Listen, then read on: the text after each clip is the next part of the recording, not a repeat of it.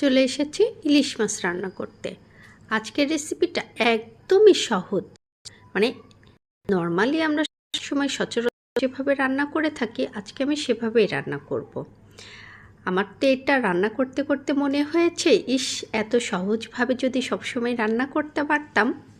তো বন্ধুরা চলো দেখে আসি কীভাবে আজকের আমি মাছটা রান্না করব।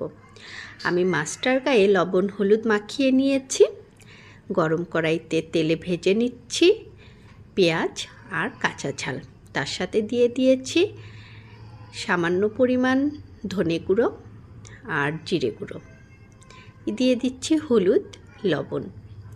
এখন এটাকে আমি ভালো করে একটু কষিয়ে নেব। ভালো করে চেড়ে পেঁয়াজের সাথে কষিয়ে নেব। পেঁয়াজটাকে আমি একটু ভাবটা যাতে চাই এই পরিমাণে জাল করে নিয়েছি, একদম ভেজে নিইনি। তো আমি কিন্তু একটু পানি দিয়ে মশলাটাকে কষিয়ে নেব, যেহেতু গুঁড়ো মশলা দিয়েছি গুঁড়ো মশলাটা পুড়ে যাবে যদি পানি না দিই।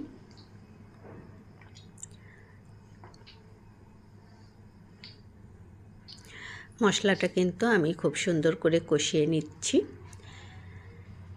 দিয়ে দিলাম একটু জিরে গুঁড়ো। ইলিশ মাছ রান্নায় কিন্তু খুব বেশি মশলার প্রয়োজন হয় না। পেঁয়াজ কাঁচা ঝাল লবণ হলুদ, বাস এনাফ। এতেই কিন্তু ইলিশ মাছের লোভনীয় একটা টেস্ট আসে।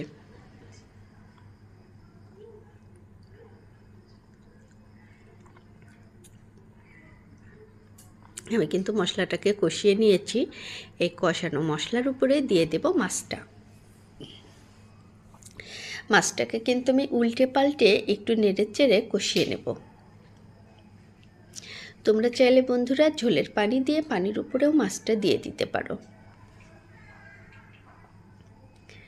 আমি কিন্তু মাছটাকে এপাশ ওপাশ একটু উল্টে পাল্টে নেব।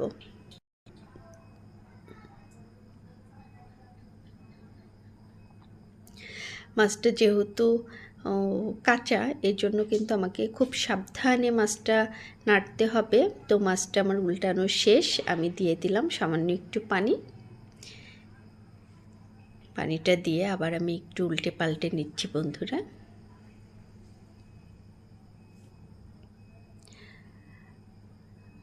দেখতেই পাচ্ছ মাছটা কিন্তু আমার সেদ্ধ হয়ে এসেছে।